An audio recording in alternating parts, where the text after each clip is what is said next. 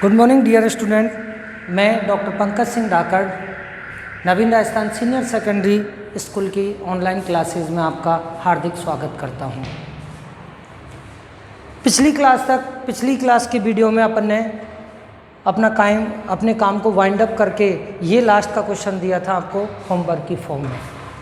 अब इसको पहले सॉल्व करते हैं, फिर बाद में इन टॉपिकों को अपन क्या करते हैं, डिस्कस करते हैं। ठीक है, चलो देखो कैसे। मैंने ये क्वेश्चन दिया था, कंसेप्ट आपको मालूम होगा, MPBP direct proportional to van der Waals आकर्षण बल, और वान डेर वाल आकर्षण बल इज डायरेक्ट प्रोपोर्शनल टू किसके, सरफेस एरिया के। तो देखो इसकी बात करें, पहले तो इनका क्या लिखना पड़ेगा अपने को, भाई फॉर्मूला लिखना पड़ेगा। तो फॉर्मूला क्या लिखा बोलो, एन प्रोपेल यानी एन ब्यूटेल यानी सीधी श्रृंखला होगी CH2 CH2 CH2 और क्या Cl, ये हो गई। ठीक है, आइसो यानी CH3 CH CH3 CH2 और क्या Cl। ठीक है, और तृतीयक ब्यूटेल की बात करें तो तृतीयक ब्यूटेल का मतलब होता है एक कार्बन पे 3 क्या मिथाइल ग्रुप जुड़े रहते हैं, तो ये CH3 और क्या CH3 और क्या Cl, ये लोग हैं। तीनों कंपाउंडों का अपन ने फॉर्मूला लिख लिया। अब मैं सोचता हूँ इसमें ज़्यादा मेरे को समझाने की ज़रूरत पड़नी नहीं चाहिए। क्यों, यहाँ क्लियर दिख रहा है सरफेस एरिया किसका सबसे ज़्यादा है। देखो इसका इतना हो गया, इसका इतना हो गया और इसका इतना हो गया। क्लियर दिख रहा है, जिसका सरफेस एरिया ज़्यादा उसमें वान डेर वाल आकर्षण बल ज़्यादा, वान डेर वाल आकर्षण बल ज़्यादा तो उसका बॉइलिंग पॉइंट ज़्यादा। तो बताओ आंसर क्या हुआ। तो आंसर देखो क्या आता है, अवरोही पूछ रहा है, ध्यान रखना। अवरोही का मतलब होता है वही घटता क्रम। तो घटते की बात करें तो इसका मतलब क्या हुआ, पहले उसको लिखो जिसका सबसे ज़्यादा है। तो ए का सबसे ज़्यादा, उसके बाद बी का, उसके बाद किसका सी का। ध्यान रखना, ये आंसर हो गया। इसको देख लो, अपने आंसर को लिख लो, फिर अपन अपना नए टॉपिक चालू करते हैं। चलो ठीक हो गया है। अब आ जाओ फिजिकल प्रॉपर्टी वाले टॉपिक में अपन आगे चल रहे हैं। कौन सा पॉइंट, घनत्व। तो देखो फिजिक्स से रिलेटिव टॉपिक है। एक सूत्र होता है घनत्व बराबर द्रव्यमान बटे आयतन, मास बटे वॉल्यूम। मैंने कहा था एल्किल हैलाइड लिक्विड होते हैं। अब अपन ने नाप के सभी एल्किल हैलाइडों को ले लिया कि आयतन में ले रहा हूँ 1 लीटर, तो यानी आयतन को क्या कर दिया, नियत कांस्टेंट कर दिया। और कांस्टेंट करते ही ये फॉर्मूला मतलब मास किसके डायरेक्ट प्रोपोर्शनल हो जाएगा, डी के। इसका मतलब क्या हुआ, डी प्रोपोर्शनल एम के यानी मास के। यानी क्या हुआ, अगर मास बढ़ा यानी द्रव्यमान बढ़ेगा तो घनत्व भी बढ़ेगा, और द्रव्यमान घटेगा तो घनत्व भी घटेगा। या तो दोनों बढ़ेंगे या दोनों घटेंगे। ठीक है, अब आ जाओ। अब आए कि सर चलो ये तो सब सही है, अपन ने इसको कांस्टेंट करके इसको देख लिया, ये भी मान लिया कि द्रव्यमान बढ़ा तो घनत्व बढ़ा, द्रव्यमान घटा तो घनत्व घटा। अब आए कि सर अपन का द्रव्यमान बढ़ेगा कैसे।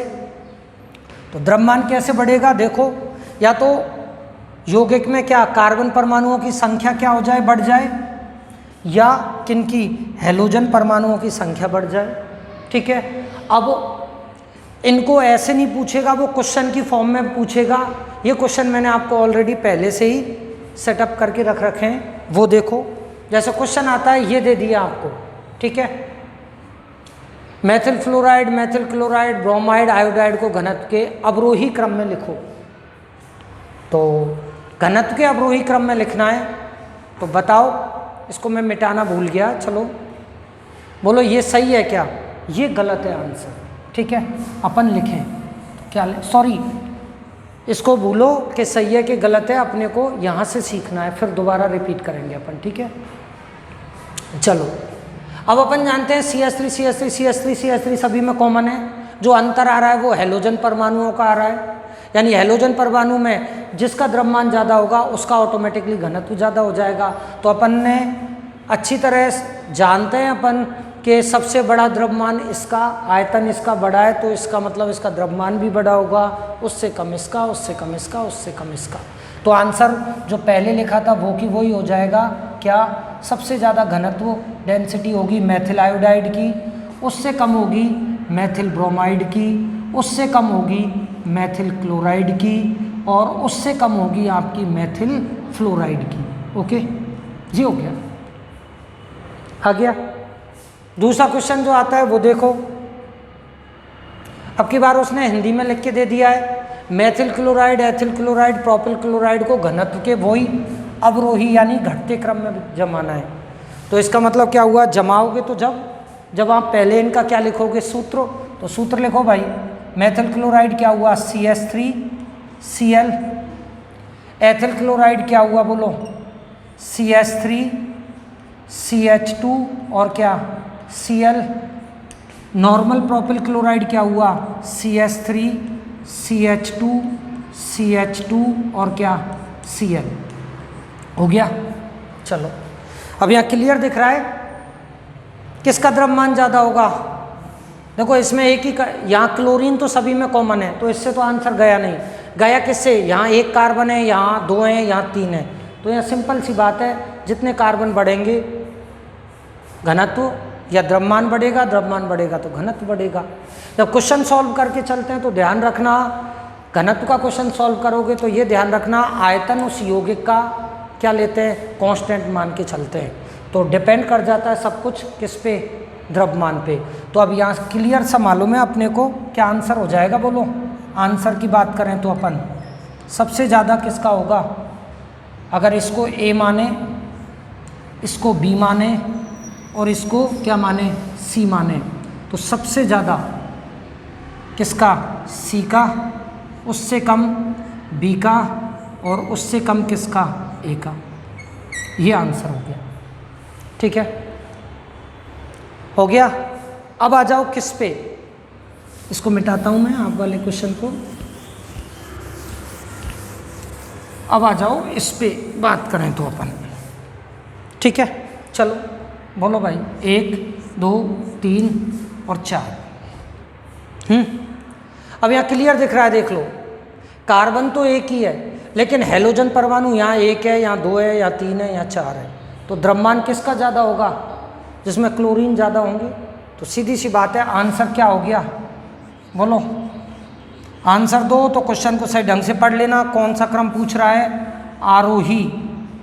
आरोही का मतलब होता है असेंडिंग ऑर्डर, यानी बढ़ता हुआ क्रम। आरोही का मतलब हुआ अब की बार बढ़ता क्रम।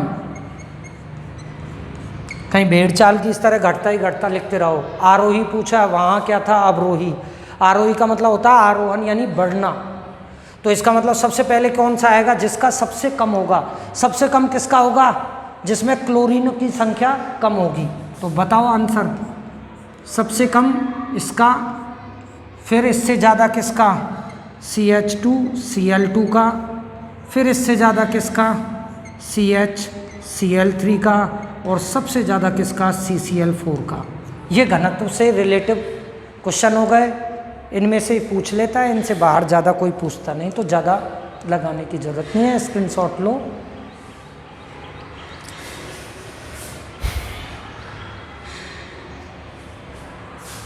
चलो अब 5वां पॉइंट फिजिकल प्रॉपर्टी में लास्ट बचा अपना, वो बस केवल रट लेना है, एक ही क्वेश्चन बनता है उसमें। 5वें पॉइंट पे आता है अपना प्रकाशिक अपघटन।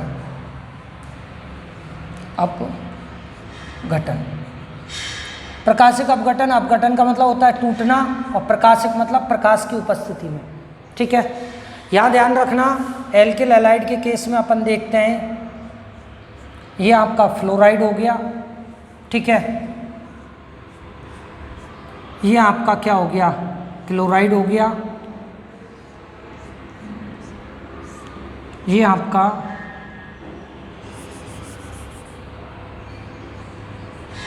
ब्रोमाइड हो गया, और ये आपका क्या हो गया, आयोडाइड हो गया। साइज अपन जानते हैं इसकी कम, उससे ज़्यादा इसकी, उससे ज़्यादा इसकी और उससे ज़्यादा इसकी। ठीक है, अपन एक कंसेप्ट जानते हैं अच्छी तरह, क्या? बंद लंबाई जितनी कम होगी बंद सामर्थ्य उतनी ज़्यादा होगी, मतलब उस बॉन्ड को तोड़ने के लिए आपको एनर्जी ज़्यादा देनी पड़ेगी, ज़्यादा देनी पड़ेगी। तो इसका मतलब क्या हुआ, वो बंद ज़्यादा क्या है, स्थायी है। ठीक है, तो बंद स्थायित्व तो अपन एक पढ़ते आए होंगे 11वीं क्लास में, बंद स्थायित्व डायरेक्ट प्रोपोर्शनल टू किसके, सॉरी प्रोपोर्शनल किसके, 1/, बंध लंबाई की। यानी बंध लंबाई ज़्यादा तो बंध स्थायित्व कम, और बंध लंबाई कम तो बंध स्थायित्व ज़्यादा। तो यहाँ क्लियर दिख रहा है कौन सा बंध ज़्यादा स्थायी होगा, छोटे वाला, कौन सा कम स्थायी होगा, जिसकी बंध लंबाई ज़्यादा होगी। और बंध लंबाई ज़्यादा है तो आपने वो कहावत सुनी है, एक छोटी लकड़ी को तोड़ो ज़्यादा फोर्स लगाना पड़ेगा, बड़ी लकड़ी को इजी वे में तोड़ दोगे। तो कौन सा इजी टूटेगा, ये। ठीक है, तो अगर मैं कहूँ कि एक साथ इनका सभी का अपन कंपैरिजन करें तो सबसे इजीली कौन सा बॉन्ड टूटेगा, ये, उससे कम ये, उससे कम ये, और सबसे कम ये।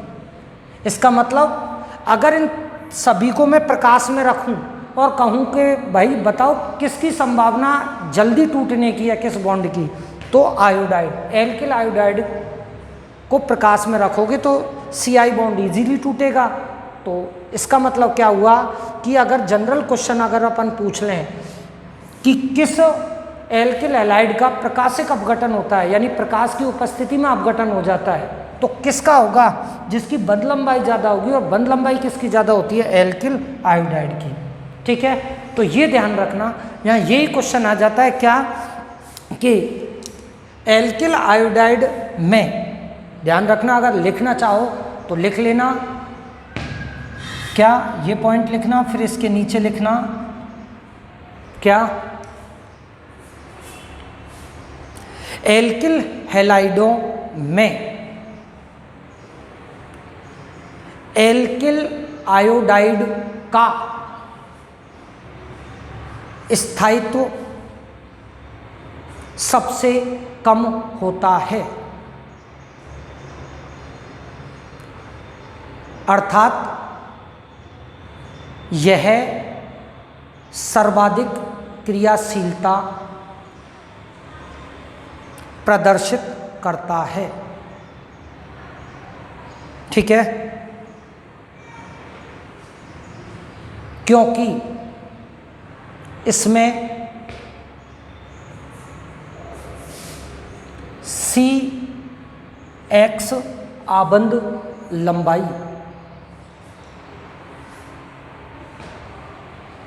अन्य एल्किल हैलाइडों की तुलना में अधिक होती है। ठीक है, नेक्स्ट लाइन में फिर डॉट करके लिख लो, इसी कारण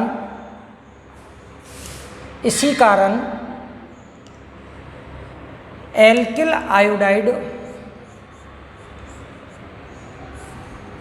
सूर्य के प्रकाश की उपस्थिति में अपघटित होकर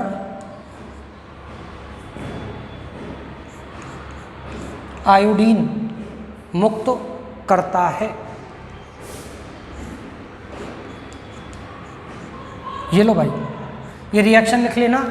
देखो एल्किल आयोडाइड के दो अणु लिए, सूर्य के प्रकाश में रखा, तो दोनों एल्किल आपस में जुड़ के एल्केन बनाएंगे और ये आयोडीन वाष्प के रूप में ऊपर उड़ जाएगी, बैंगनी रंग हो जाएगा इसका। ठीक है, आ गया, लिख लो इसको, लिख लिया, आगे चलें। तो इसी के साथ अपन ने एल्किल हैलाइडों के क्या भौतिक गुण क्या कर दिए, खत्म कर दिए। ठीक है, चलो मैं सोचता हूँ जो भी मैं पढ़ा रहा हूँ बहुत स्लो स्पीड से चल रहे हैं अपन, तो समझ में आना चाहिए। मैंने बिल्कुल बेसिक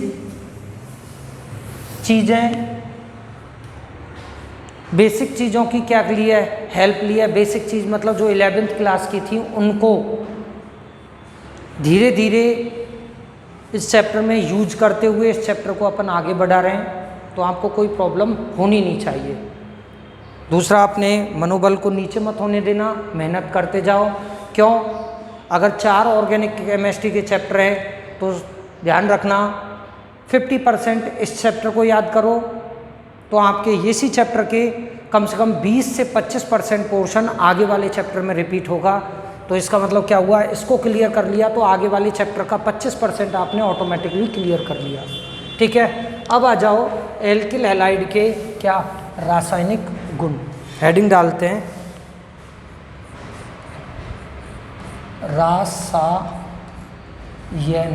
रासायनिक गुण। ये हो गया।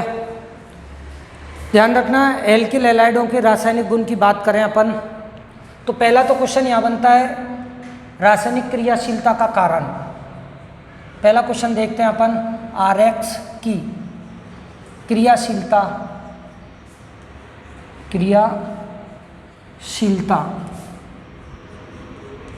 का कारण। सिंपल सा क्वेश्चन पूछ लेता है 1 नंबर का, तो क्या कारण हो जाएगा, CX आबंध की ध्रुवीय प्रकृति। सिंपल है, बता रखा है CX आबंध की कौन सी ध्रुवीय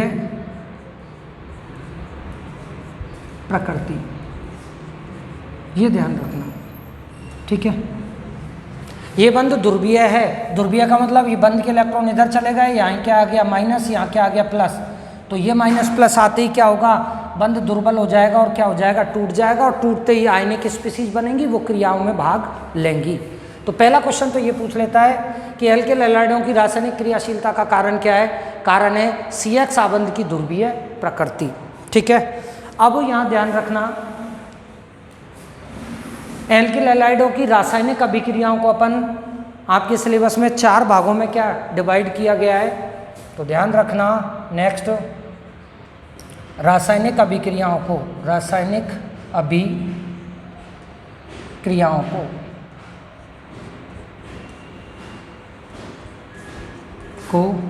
निम्न 4 वर्गों में विभक्त किया है। ठीक है, अब वो 4 वर्ग कौन कौन से हैं देख लेना, लिखो। पहला तो है नाभिक स्नेही प्रतिस्थापन अभिक्रिया, लिख देता हूं मैं, नाभिक स्नेही प्रतिस्थापन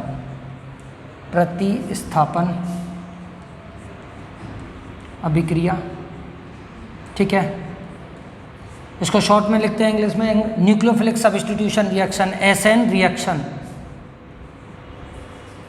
ठीक है, हो गई। दूसरी कैपिटल B जो वर्ग है अपना, वो है विलोपन अभिक्रिया। ठीक है, कौन सी, विलोपन अभिक्रिया। ठीक है, हो गया। तीसरे नंबर पे अपन देखेंगे क्या, धातुओं से अभिक्रिया। मैं बताया था इंट्रोडक्शन वाले चैप्टर में, धातुओं से क्रिया। ठीक है, और लास्ट एंड फाइनल वर्ग में जो 1-2 रिएक्शन ही होंगी वो है अपचयन क्या अभिक्रिया। तो ध्यान रखना, एल्किल हैलाइडों की रासायनिक अभिक्रियाओं को अपन 4 वर्गों में क्या करते हैं, विभक्त करते हैं। ये 4 वर्ग कौन कौन से हैं, नाभिक स्नेही प्रतिस्थापन अभिक्रिया, न्यूक्लियोफिलिक सब्स्टिट्यूशन रिएक्शन, शॉर्ट में ऐसे लिखेंगे, विलोपन अभिक्रिया, धातुओं से क्रिया, अपचयन अभिक्रिया। ठीक है, लिख लो इनको।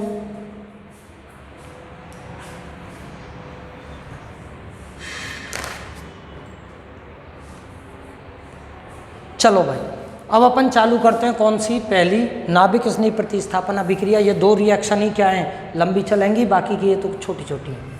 चलो भाई,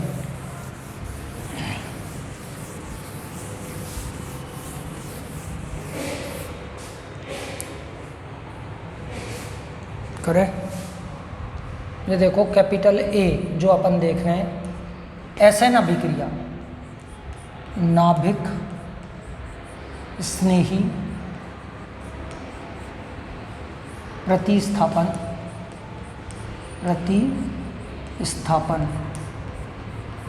अभिक्रिया। ठीक है, हो गया। ये लो भाई, नाभिक स्नेही प्रतिस्थापन अभिक्रिया कौन सी होती है? ये वे अभिक्रियाएं, देखो प्रतिस्थापन अच्छी तरह दो शब्दों से मिलकर बन रहा है, एक तो प्रतिस्थापन और एक कौन सा, नाभिक स्नेही। यानी वे प्रतिस्थापन अभिक्रिया, प्रतिस्थापन जानते हैं एक आता है, दूसरा उसकी जगह से निकल जाता है। वे प्रतिस्थापन अभिक्रिया जो नाभिक स्नेही के प्रथम आक्रमण द्वारा संपन्न हो। यानी डेफिनेशन लिखें तो प्रतिस्थापन अभिक्रिया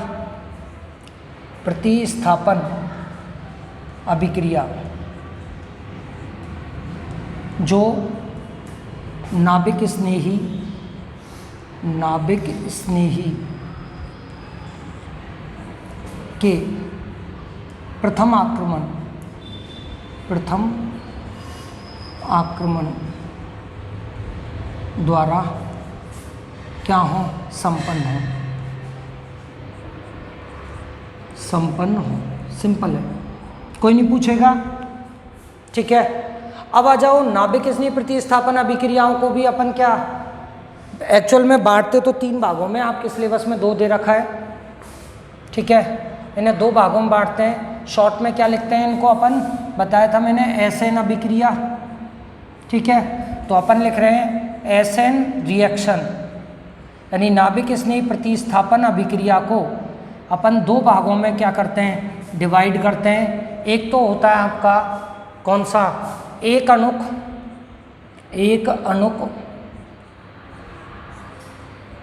नाभिक स्नेही, एक अणुक नाभिक स्नेही प्रतिस्थापन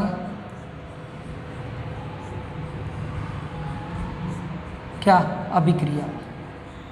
ठीक है, जिसको इंग्लिश में कहते हैं यूनिमोलिक्यूलर न्यूक्लियोफिलिक सब्स्टिट्यूशन रिएक्शन। एक का मतलब यूनि, अणुक मतलब मॉलिक्यूलर, नाभिक स्नेही यानी न्यूक्लियोफिलिक, प्रतिस्थापन यानी सब्स्टिट्यूशन अभिक्रिया मतलब रिएक्शन, यानी SN1 रिएक्शन। ओके, अपन आगे चल के इतनी रामायण नहीं लिखेंगे, शॉर्ट में लिखेंगे। एक होती है आपकी द्विअणुक, कौन सी, द्विअणुक नाभिक स्नेही प्रतिस्थापन अभिक्रिया। ओके, ये लो भाई SN2 क्या, रिएक्शन। ओके, ये हो गया। हाँ, अब अपने को पढ़ना होती तो एक तीसरी भी है SNI, लेकिन वो तुम्हारे सिलेबस में दे नहीं रखी, अपन छेड़ेंगे नहीं उसको। अपन मान के चल रहे हैं दो प्रकार की है। सबसे पहले अपन कौन सी देखेंगे, अब भाई ये देखेंगे SN रिएक्शन। ठीक है, चलो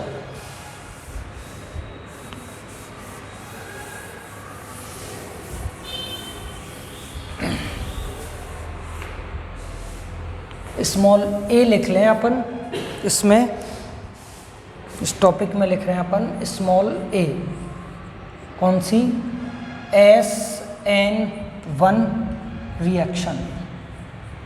ठीक है, अब पूरा नाम नहीं लिखूंगा, इतना टाइम अपने को है नहीं कि जल्दी जल्दी अपने को लिखना पड़ेगा, तो इसलिए रामायण ने लिख के शॉर्ट में बता देता हूँ। एक अणुक नाभिक स्नेही प्रतिस्थापन अभिक्रिया, ये पढ़ रहे हैं। पहले तो इसकी देखो डेफिनेशन देख लो, लिख लो, पूछेगा कोई नहीं। एक अणुक नाभिक स्नेही प्रतिस्थापन अभिक्रिया कौन सी होंगी, जिनमें अभिक्रिया दर केवल अभिकारक एल्किल हैलाइड की सांद्रता पर क्या करती है, निर्भर। ठीक है, तो लिखेंगे प्रतिस्थापन अभिक्रिया, प्रतिस्थापन अभिक्रिया जिनमें अभिक्रिया दर अभिक्रिया दर यानी रेट।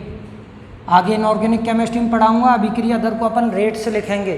प्रतिस्थापन अभिक्रिया जिनमें अभिक्रिया दर अभिकारक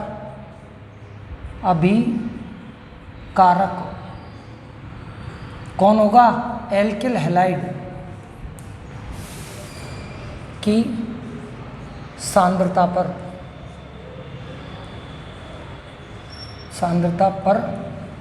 निर्भर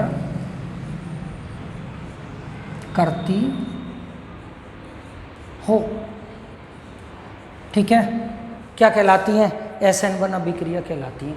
ठीक है, यानी अर्थात अपन नीचे लिखे हैं अर्थात, ध्यान रखना है इसको रट लेना अभी, क्यों ये इनऑर्गेनिक केमिस्ट्री का मैटर है तो वहाँ समझेंगे। अर्थात रेट ऑफ रिएक्शन यानी अभिक्रिया की दर डायरेक्ट प्रोपोर्शनल टू किसके? एल्किल हैलाइड की सांद्रता। और यहाँ एल्किल हैलाइड की पावर कितनी आएगी? फर्स्ट। और बस ये ध्यान रखना, ठीक है, मतलब एक तरह से रट लेना।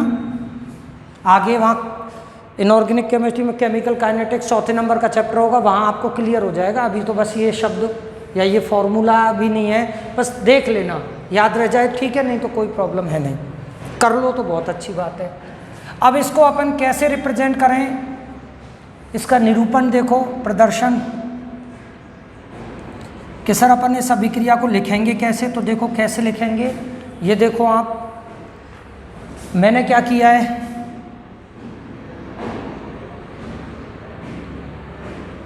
चलो जैसे एग्जाम्पल ही लेके चले अपन, उदाहरण ही ले लो, प्रदर्शन छोड़ो, उदाहरण।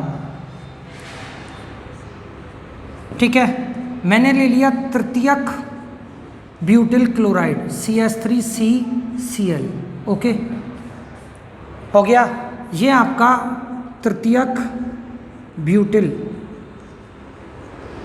क्या क्लोराइड, क्लोराइड, ठीक है। इसकी अभिक्रिया मैं करा रहा हूँ NaOH। इसमें मैंने क्या किया, पानी मिला लिया, तो पानी मिला लिया तो क्या लिख दिया, एक्वस। ध्यान रखना AQ इसका मतलब होता है एक्वस, जलीय। कैसा? जलीय, इसका मतलब ध्यान रखना, ठीक है।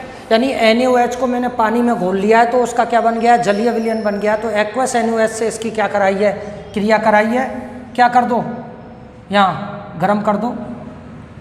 अब क्वेश्चन इस तरह से आता है बोर्ड में, ये क्या बना, तो यहाँ देखो, ठीक है, यहाँ क्या होगा, सिंपल सी बात है, घबराने की जरूरत नहीं है, अपन अच्छी तरह जानते हैं। क्या जानते हैं, ये देखो NaOH खूब जानते हो आप किस रूप में टूटता है, Na+ एंड OH- में, ओके। ये बंध कैसा है, ध्रुवीय है। ध्रुवीय क्यों है, क्योंकि क्लोरीन बंध के इलेक्ट्रॉनों को खींच लेगा, तो यहाँ क्या आ जाएगा, माइनस, और यहाँ क्या आ जाएगा, बोलो, प्लस, ओके, ठीक है। अब यहाँ सिंपल सी बात है, इसका प्लस इसके माइनस को ले उड़ेगा, क्या बाहर निकला, Na और क्या Cl निकल गया, और OH किससे जुड़ जाएगा, इससे, ठीक है। तो क्या आंसर आया अपना, यहाँ आंसर आएगा, बोलो, आंसर जो आएगा वो देखो CH3, या ऐसा करो आंसर आप ही बताना, ठीक है। आगे चल के नेक्स्ट वीडियो में मैं आपको इसकी मैकेनिज्म देखेंगे अपन, ठीक है। तो पहले आंसर आप लगाओ, बुद्धि क्या बनेगा, ठीक है, और उसका नाम तो यहाँ मैं लिख देता हूँ। ये क्वेश्चन एक तरह से अभिक्रिया उत्पाद, अभिक्रिया उत्पाद का सूत्र,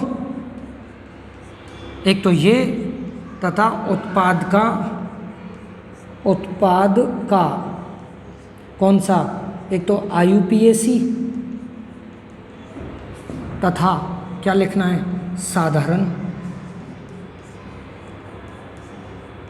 नाम, ये लिखना है भाई। आंसर तो तुम्हारा आ जाएगा, ये तो मैंने आधा सा बता ही दिया है, लेकिन आपको ये लिखने हैं, ठीक है। यहाँ इस क्वेश्चन में 2 बेनिफिट में ले लेंगे, एक तो आपको IUPAC की भी नॉलेज होगी थोड़ी सी, एक साधारण नाम की भी, जो मैं ऑलरेडी पढ़ा चुका हूँ, लेकिन प्रैक्टिस करना, ठीक है। इसको सॉल्व करना। नेक्स्ट वीडियो में अपन क्या करेंगे, इसकी मैकेनिज्म देखेंगे जो बोर्ड के लिए इम्पोर्टेंट है। Okay, thank you.